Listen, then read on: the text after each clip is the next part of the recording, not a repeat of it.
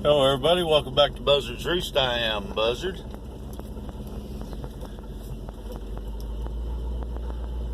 I was wanting to ask you guys what was 3 vegetables that you should grow in your garden if you only pick 3, and maybe 3 livestock, or 2 livestock, 2 to 3 livestock.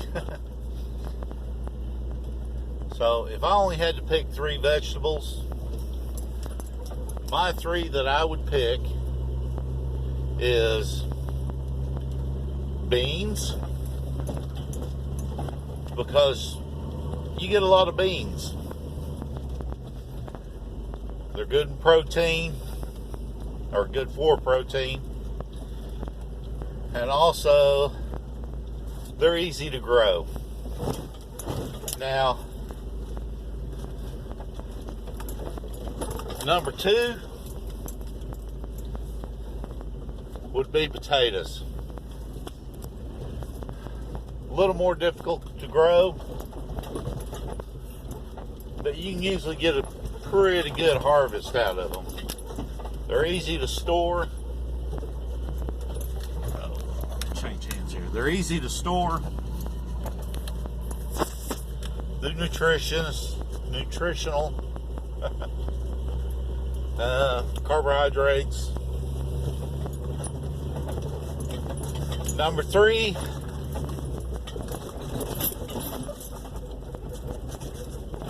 Let me think. Number 3, I would have to pick acorn squash. Now, the reason I'd pick acorn squash is because it's pest resistant, probably better than any other squash that I know of. They store really good, and they're also high in nutritional value. So that'd be my 3 vegetables. Now, livestock,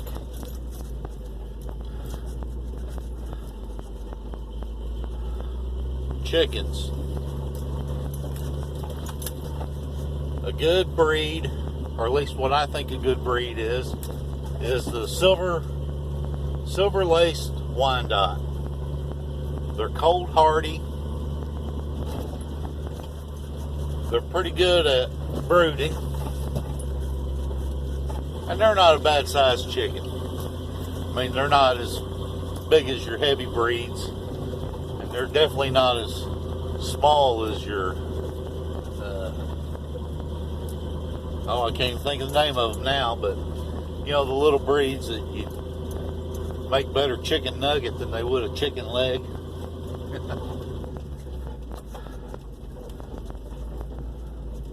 Now, number 2,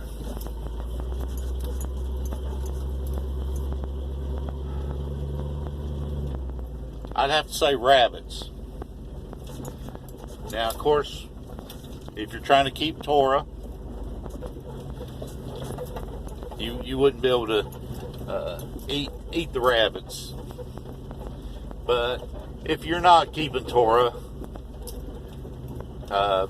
they breed like rabbits.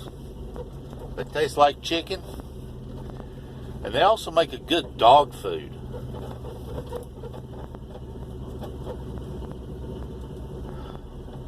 Number 3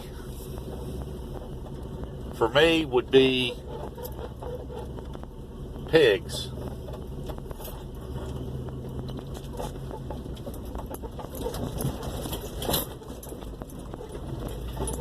And the reason I'd pick pigs would be